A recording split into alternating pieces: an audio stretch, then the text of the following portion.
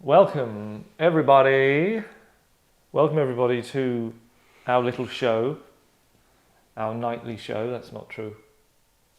There's a new one every 6 days, and then there's some other stuff on there. I'm sure you'll really enjoy it. 87% of viewers loved it. 6% didn't love it, and the rest didn't know. Can you imagine being someone who doesn't know? Probably can. Proportion of you don't know. But it's a bit tragic, isn't it? Don't know. Would you like to be kicked in the shins? 95% of people said they wouldn't like to be kicked in the shins. A kinky 3% said they would. 2% didn't know. Defenders of the cosmos. Let us delve once more into the world of AI, artificial intelligence. In this little challenge, I wanted to see to what degree I could recreate Star Wars, and if the system would notice or care. So, what I did was I typed in inputs to see if I could recreate Star Wars. This is for the slow among you who need telling twice. First input. Write a plot for a movie set in space where an evil army is building a very powerful weapon to threaten ordinary people with unless they submit. The Death Star. But a small group of good people managed to stop them. 2 guys, a woman who is royalty, and an older guy who knows a lot about how the evil army works. And this is what the AI sent back to me. AI output, title, Defenders of the Cosmos, not Star Wars. I couldn't be that lucky. The movie opens with the evil army led by the imposing General Zarek, Darth Vader, successfully capturing and testing a powerful weapon capable of destroying entire planets. I didn't tell it that, and it did it. The army declares that they will use this weapon to conquer and enslave any planet that refuses to submit to their rule. Meanwhile, on a distant planet, a small group of people come together to form a plan to stop the evil army. The group consists of 2 young and daring pilots, Marcus and Jackson. The fierce and confident princess Aria, and an old wise strategist, Commander Thorn. The group sets off on a dangerous mission to gather information on the weapon and find a way to stop it. They encounter several obstacles along the way, including battles with the evil army and difficult moral dilemmas. As they delve deeper into the inner workings of the evil army, they discover that General Zarek has a personal vendetta against Aria's family and is using the weapon to carry out his revenge. With Commander Thorn's guidance and their combined skills, Marcus, Jackson and Aria are able to successfully infiltrate the enemy base and destroy the weapon, putting an end to the evil army's reign of terror. In the end, the group triumphs and the universe is once again at peace. What do we think so far? All right, have you seen Star Wars? Yes. No. So half of us haven't seen Star Wars. No. This is Well, yeah, I've dabbled, you know. Dabbled. Oh, I can't even dabble. 0. no dabbling. Fair enough. No dabbling whatsoever. Right. Apologies. Okay, so a lot of nodding and smiling going to be happening from the ladies here. Basically what it's done is I've given it an input that has to be, I wanted it to be quite narrow. I didn't want it to be like, I didn't want to give it the whole plot, because then it would just be changing the names of characters. I wanted to see what it would do. And I tell you what, it was pretty darn close. The only thing it did was it said that General Zarek, who is basically Darth Vader, has a vendetta against Princess Aria. This is Aria's family. Well, in the actual film, May as well tell you, because I don't think I'll be spoiling it, because, I mean, you watched it by now, wouldn't you, if you're going to? Yeah. So in the actual film, Princess Aria is actually Princess Leia. You know, so they're kind of, Leia and Aria is kind of close. No prompts there. There was no sense of me saying, oh, could you make it sound a bit, you know, spacey and girly and all of that. That's kind of close, I think, Aria and It's Leia. quite close, yeah. Yeah. And what happens is they test their weapon, their planet. Again, I didn't say it's a planet-destroying weapon. I just said it was a powerful weapon, I believe, and it decided it's a planet-destroying weapon, which it is in the film. So it's made that jump. The first time they test it in the film is on Princess Leia's home planet, or adopted planet, as we later learn. So you could argue that General Zarek / Darth Vader has a vendetta against her family, in the sense that he destroys the planet they're on, which could be classed as a very firm vendetta. Kind of the end of a vendetta, in fact, I would say, where you like kill everybody. So in that sense, okay, but the problem with it is that we know, those of us who've seen Star Wars, and maybe some of the people who haven't, Darth Vader is Princess Leia's real father. So to have a vendetta against her family is kind of like having a self-vendetta in a way. Her adopted family, yes, okay. Apart from that, Pretty bang on. pretty close. Pretty close. So I wanted to give it a second input where we had some dialogue, because otherwise, just me telling you stuff adorned by people who don't have anything to do, which is not really why we're here. So my second input was, write a scene between Princess Aria and General Zarek. The army has captured Aria, and Zarek is interrogating her because he believes she has learned the only way to destroy the weapon. She denies this. The subtext of this scene is that General Zarek is secretly Princess Aria's father. Now, I said that. I said to them, this is important. Subtext of this scene is that General Zarek is secretly Princess Aria's father. We'll come back to that. And this is what it output. Now, in the real film, there's a brief argument where Princess Leia has been grabbed by some goons, and Darth Vader approaches her and says, "Tell me where you've hidden those plans. You are part of the Rebel Alliance and a traitor. Take her away." Like, a little bit. She denies it. She's like, "I did not do it. I did not do that." So we're going to recreate the AI version of that scene. So who wants to be General Zarek and who wants to be Princess Aria? I'm easy. I'll go with whatever. Are you guys feeling drawn to any? Is it just two characters? People, so somebody's got In to this sit it one? out. Yeah. You guys want to run it You out? guys do it first. Do the. Okay, sure. Are you sure? It's going into the deep end a bit for me. I'll play the this general then, and then Star Wars. Okay, cool. And I'm presuming this is American accents, right? I've never seen Star Wars, so... Yeah, if you can do a really good Carrie Fisher impression, I'd be delighted. Right. General Zarek enters the room and approaches Princess Aria, who is seated at a table. Princess Aria, it's time to start talking. You have information that I need. I have nothing to say to you, General. Your army may have captured me, but they will never capture my spirit. You think this is a game, Princess? You have information on how to destroy the weapon, and I will get it out of you. I don't know what you're talking about. I have no information. Princess, you don't understand the gravity of the situation. This weapon has the power to destroy entire planets. We need to make sure it doesn't fall into the wrong hands. And what makes you think you're the right hands? Princess, you are so much like your mother.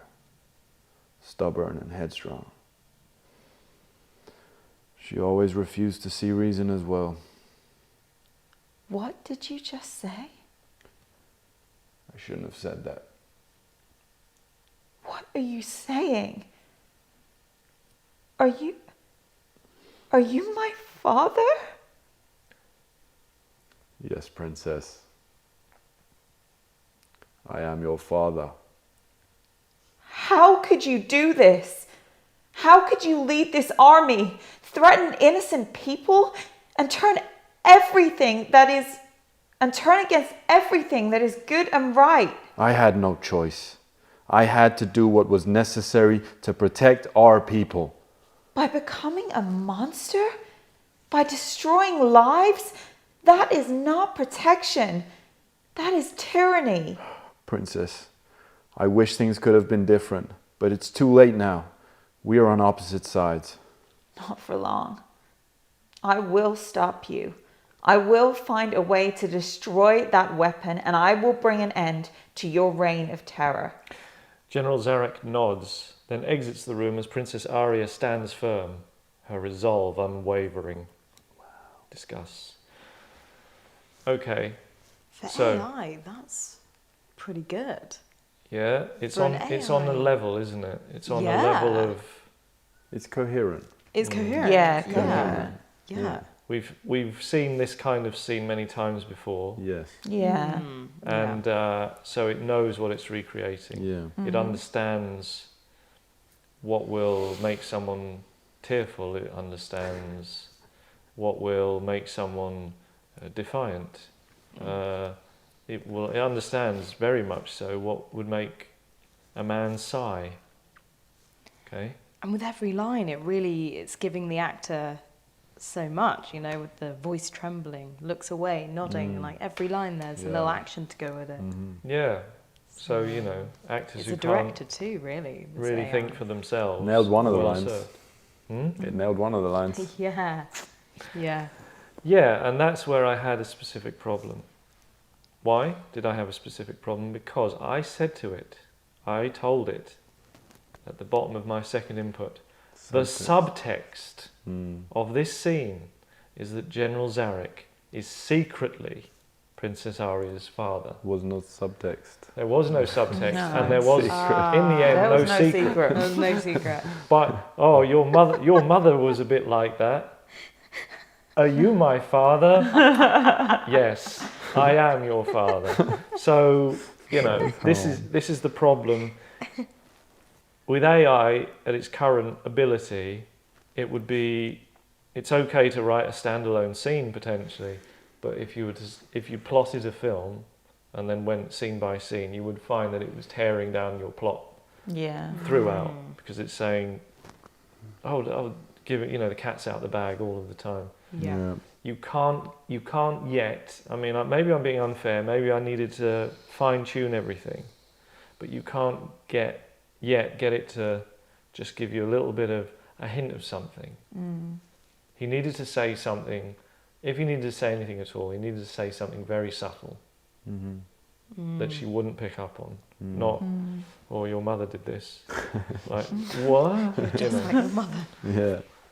And also, even if you accepted that, it paints you into a corner because it's saying, right, she must have a relationship with who she thought was her father be a certain way. So, right, he's dead, she never knew him, whatever. For her to jump so freely to, "You knew my mother, therefore you must be my father," means that you are now, as a writer, you're like, I wanted to do a scene with her and her adopted father, and now I can't really do that because she's jumped to that conclusion so quickly. She probably never met the guy. It's like Yeah. he didn't Right. exist. It She's writes always- out a yeah. lot of opportunities Yeah, Yeah. in that one line. you get the sense that she's always been searching for her father, which is a well-known trope, isn't it? It's well trodden. Yeah, along the bog of plot making. I guess AI is almost in a way perfect for just parody. It can make the greatest parody films ever Look, seen. I think if It's you all the spend cliches. enough time really kind of carefully going, no, try again, no, try again, no, try again.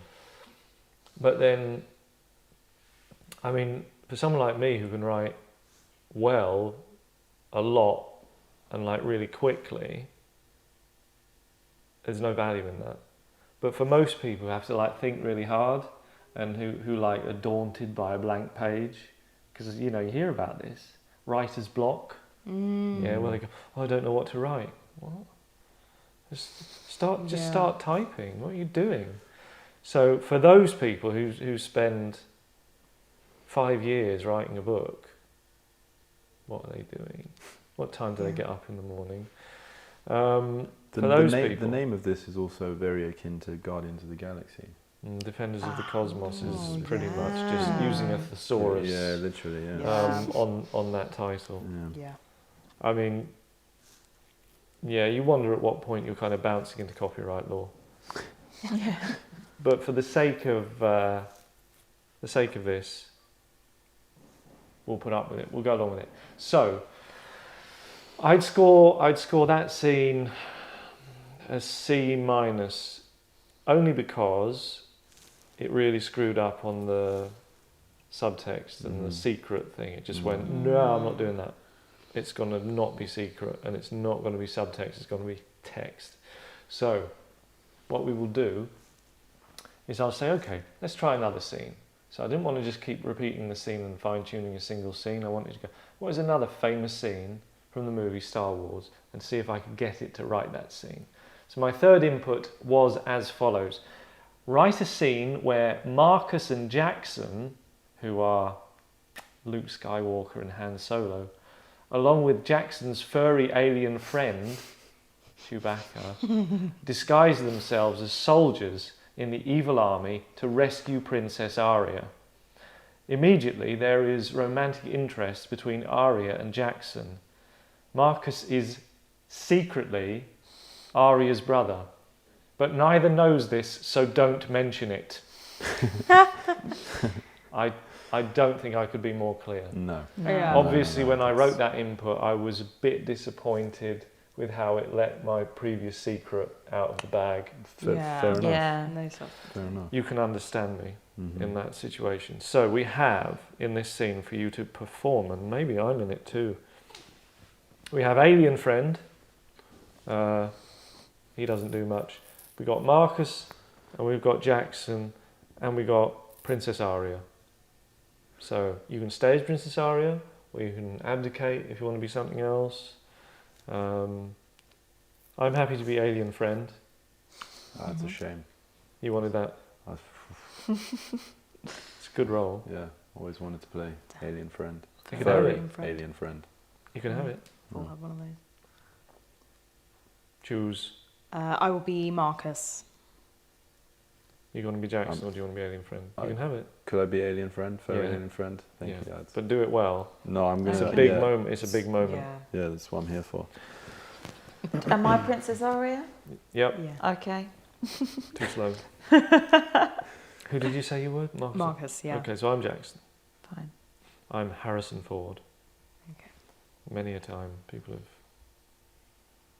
thought I was Harrison Ford. Now, Marcus and Jackson, along with Jackson's furry alien friend, are disguised as soldiers in the evil army as they approach the enemy base. Yeah. All right, stick to the plan. You probably need to be louder for the... and also the firework display outside. yeah, It isn't, that it isn't helps. November. I've just got very, very rude neighbours Yeah. who, at this point in proceedings, are taking the piss. Yeah. Right. Marcus and Jackson, along with Jackson's furry alien friend, are disguised as soldiers in the evil army as they approach the enemy base. All right, stick to the plan. We need to find Princess Aria and get her out of here as quickly as possible. Yeah, and maybe we can find some information on the weapon while we're at it. Woof. The trio makes their way deeper into the base, dodging guards and searching for Princess Aria's cell. They finally reach the cell and find Princess Aria. Princess Aria, we're here to rescue you. Who are you? How did you find me? No time to explain, we need to get out of here. Yes, let's go. As they make their escape, Princess Aria and Jackson share a brief but intense look, both realizing their mutual attraction. Thank you. Anytime, Your Highness. They continue their escape, dodging enemy fire and making their way back to their ship. As they safely take off and fly away, Princess Aria and Jackson exchange a look, both feeling a spark of romance, but neither daring to mention it just yet. Wow. Don't dare. Powerful. Don't dare. Yeah, right. So that, for me, again, this is a thing that it does, that you can't seem to stop it doing. It's very difficult to get the thing to just like write a scene that ends with people leaving, just like going out of the room. They always have to kind of end the film. You can live with it because you can just like delete the last paragraph of direction, but it's like they fly away to safety, and then they, and it's like that's more than I needed. We just needed to get out of the room. Okay, just don't. Sometimes they honestly they just finish the film. They just go, and they beat the evil army, and you go, we got other stuff for that. Don't we're not ending the film yet. Not masses of dialogue there. Mostly just. They go deeper in dodging guards. You're like, could we talk a bit more about that? I mean, how do they dodge them? Are the guards unaware of them? Are they hiding behind things? Or are they literally like dodging punches? There was a shootout in the actual film, but it didn't happen. One way I was pleased. The wolf? Wolf was good. Yeah. Yeah, really strong. I was Just in the script. I mean. Yeah. Oh, of course, yeah. Interesting that I said furry alien. Well, I said furry alien friend. I didn't say that he couldn't talk. I didn't say that he was dog-like. I just said he was furry. They said it's like a dog and it just says dog things.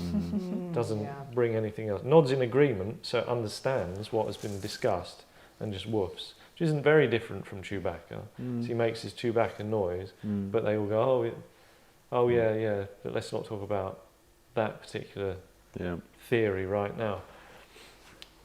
But it didn't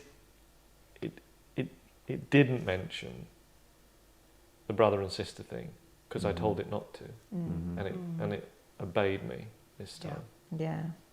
So that's important. So at least I know that I can tell it things and then demand that it doesn't talk about them.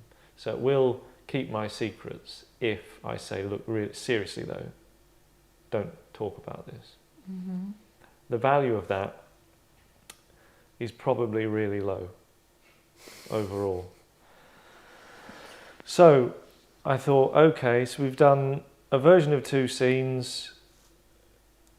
There's a resemblance there. There's a resemblance to the film. There's a few. We're skipping over things that are quite important. We're getting on with it. It's very hard to get it to write anything at length. It likes things to be quite concise, to the point. Doesn't really get into a long kind of, and this is why we're doing this. Not big on exposition. I mean, which is cool, show don't tell. Fourth and final input, right? So if you've seen Star Wars, which 2 of you haven't, there's a fight between an aged Obi-Wan Kenobi and Darth Vader with lightsabers. Obi-Wan Kenobi played by classically trained actor Alec Guinness. Right, yeah. Bridge on the River Kwai, and The Lady Killers, many other things. Very, top-notch guy. Yeah. Sort of too big for this, but he earned so much money from it because he got like a percentage of the gross. Oh, brilliant. Oh, wow. Good for him. Oh, lovely. So Nice. he was slightly embarrassed in later life having taken part. Not like horribly, it wasn't like a real dick about it. It was a bit like, oh, that silly thing that I did. But he earned a ton of money out of it. Bathing in Good his role in a silly thing as well. Yeah. But this is a man who grew up in the first half of the 20th century. So the idea of Star Wars as presented, very strange. I mean, they did have things a bit later. So if you get into the 40s and 50s, when again he was probably in his 30s and 40s, you had things like Flash Gordon on TV, and so you had sci-fi when he was a bit of a younger man, but it's still, the whole thing's a bit you know, what's that over there? Yeah. You know? Yeah. But he made a ton of money. So That's the aim. the Obi-Wan Kenobi character is the Commander Thrawn character, Mhm. they have decided, and General Zarek, as we have established, is Darth Vader. So this is my fourth input, verbatim. Write a scene between General Zarek and Commander Thrawn where they meet and then fight. Commander Thrawn used to be General Zarek's good friend and commanding officer before Zarek joined the evil army. Zarek is keen to prove to the older Thrawn that he is now more powerful than him. They fight with futuristic swords that you can give a name to. In the end, Thrawn lets himself be killed by Zarek in front of Marcus in order to make Marcus hate Zarek all the more. And when you write that down, considering that is kind of what happens in the movie, it does seem very silly. Yeah. Yeah. I'm gonna let myself be killed in front of this boy so that he will hate his father, that he doesn't know is his father, but I do, and have previously lied to him that he isn't. You know, and he's the good guy. Bit funny, really. God, that's crazy. So we have General Zarek, we have Commander Thrawn. Does anyone know? Oh, Marcus is horrified at the end. So we have three roles. Marcus is very small. Who wants it? Shall I do one? Yeah. Oh, I like that. Go for it. Yeah, could have been in the movie, eh? So, shall I be Shall I be? Who shall I be? Who would you like to be? I can do. I'm pretty versatile. I can probably do both, but not. I won't do both now. I will be General Zarek. You want to be Thrawn? Because we ran up the first yeah, one. Oh, sure. Okay. Yeah. That's fair. You're going to What be do you Thrawn, think? and Yeah. who wants to be horrified Marcus? I can do horrified Marcus. Yeah, he's Are brief. you alright with that? Yeah. Yeah. Please do. Please do. He's brief. I'm He excited is- to see it. Thank He you. is horrified. I'm excited Okay. to perform it. So, you remember my fourth output? If you don't, just skip back a bit. It's only like a minute or so ago. Right, now, this is what the AI did. This is untouched. I've not edited a thing here, as with all of this. When I say I'm going to do something, I do it. Even on the internet, right? That's one thing. That's a seal of approval. That's one of the things you know about me. That is a certainty. If I say, I've done this properly, I have done it properly, even if it's painful, okay, even if it hurts me, I will have done the thing that I said I would do, right? Find another channel like that, and and then having found that channel, go and look in the mirror, and you will be looking at a liar. AI output. Scene. So it gave the scene a name. A battle of loyalty and power. Okay. General Zarek and Commander Thrawn meet in a large room on the enemy base, which was true. General Zarek. Thrawn, it's been too long. Not long enough. Still the same old Thrawn, I see. What are you doing here, Zarek? Why have you joined the enemy army? I've learned that power is the only thing that matters in this universe, and now I have it. You've become a monster, Zarek. I'm a winner, Thrawn. Something you could never understand. I'll end your reign of terror, Zarek. You're too late, old friend. I've surpassed you. They engage in a intense, that's not good English, Ooh, not good. sword fight, clashing their futuristic swords, blaze eternals. Not lightsabers, blaze Blaze eternals. eternals. And I tell you what, I think they may have surpassed themselves here. That's cool. That's It pretty is. good. Their futuristic swords blaze eternals against each other. Despite Thrawn's best efforts, Zarek proves to be the better fighter and finally disarms Thrawn. You're not the man you used to be, Thrawn. You win, Zarek.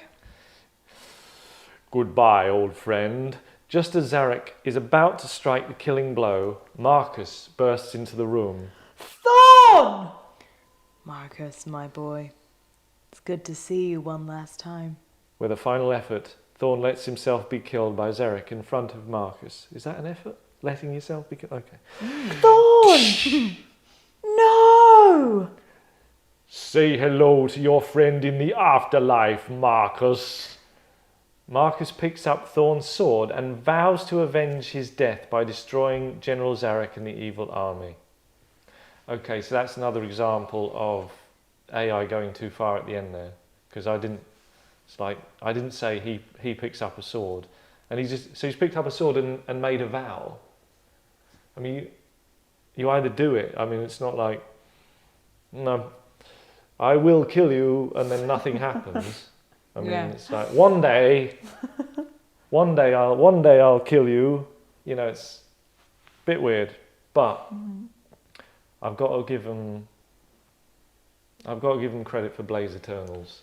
Phenomenal. That's a banging name. Isn't it? I might actually steal that. Great, Might use that for something. Yeah.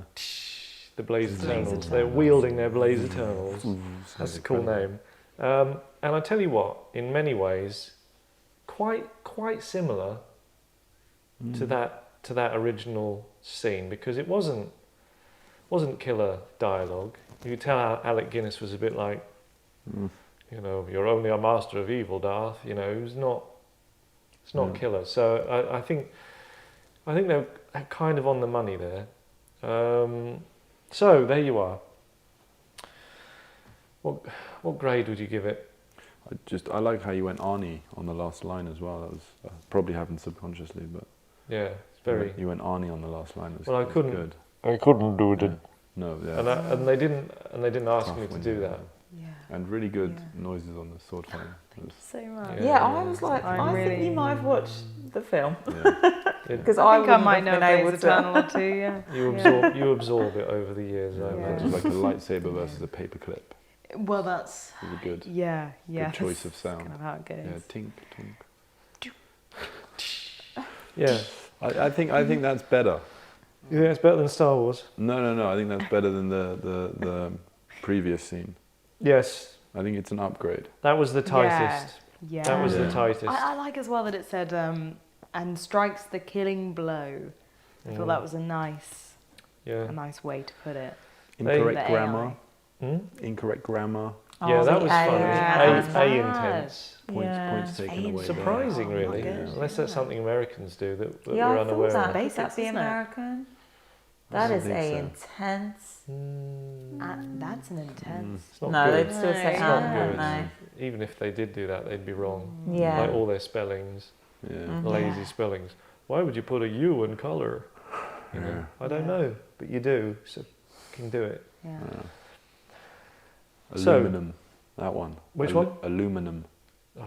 Again, I mean, they're missing It's out. like They're what? missing out letters. Yeah. Yeah. Aluminum, Aluminum. aluminium. Aluminium. Yeah. It's clearly better, isn't it? Aluminum. Library and library, like the way we just skip. Library. Oh, yeah. We just go Library. library, strawberry. We just can't be asked. No, I guess it's like have gotten lazy. February. We've got February. lazy. We have gone lazy. February? February. Yeah, but February. do Americans do that? I don't think they February? go February. No, they I feel don't. like they haven't got time. Yeah, they must do. They've got all the time in the You world. want to talk about lazy, French, yeah, the French, yeah. because they don't finish any of their words. They spell all of this So stuff. Yeah, I know. And then they go, Like, at the end, actually, they only get halfway and give up. yeah. Yeah. Blah, Blue. blah, blah, blah. Don't Yeah. they just say buff all the time? Boof. Yeah. Boof. We don't even have a word that's the equivalent of buff, do we? Boof. And then they'll be like UOOUILLE at the end of that word. Oh, And they've yeah, just done yeah. the boof bit at the start. Yeah. See, they do that. Yeah, they do. Yeah. So, you know, we've all got Lazy. our Lazy bastards. we've all got our language foibles. Faible, as the French would say. Now, yeah, interesting. AI, it's coming for you. Yeah, it's coming for you if you are mediocre. But if you're mediocre, the world was coming for you anyway. And I think deep down you know that. It's sort of, nothing really works when when you're average. The average person doesn't really exist. This is the thing. There's no such thing as the average person. They're not embodied in any one person. They're an amalgamation of a million people. And that average is just going to get swallowed up by this. You can't write at an average level. You need to improve, or you need to think of something else to do. Because, I think actually a writer who has a self-awareness that they're not very good is going to start using this stuff and maybe making small amendments to it and just handing it in. Go, yeah, we'll make that. Yeah. It's going to happen because it's getting better. So that's almost like a scientific experiment.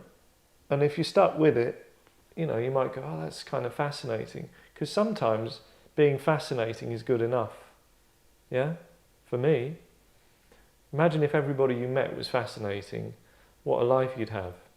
Won't happen, it won't happen. You'll probably meet 3, yeah, in your life. If you've met 2 already, you're either elderly or you're lucky, all right? So, thank you for engaging in the fascination. If you were fascinated, you must like the video because that is polite. If you weren't fascinated, you've probably already left. If you weren't fascinated and you disliked the video and have already left, can't be rude about you because you're already gone, but I would be rude about you given the chance.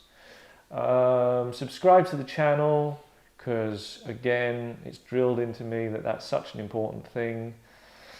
I don't see it personally. I'm not saying YouTube have got a vendetta against me, but if they showed all of my subscribers everything I put out, I'd be a darn sight better off. So what are they subscribing for if they're never shown anything? One to ponder in Silicon Valley, that. Hit the bell, ring the bell, ding the bell, because that's probably the best thing you can do. Maybe unsubscribe from some of the crap that you're subscribed to, because it's not going to be as good as this is, and it'll kind of get in the way of it. That's fine, yeah. I think that's good advice. You need to sort through, yeah? Me, I'm subscribed to like 3 things, and I'm ruthless. You're not ruthless enough. If you've got like 100 subscriptions, it's a mess. More than 100, you're a mess. The harsh truth. All right? Yeah. Declutter. Yeah. Declutter. Declutter your life, declutter your mind, and if you do that, the only clutter you will find is the love of a wonderful person and a happy family. Don't forget. Bye. Bye. Bye.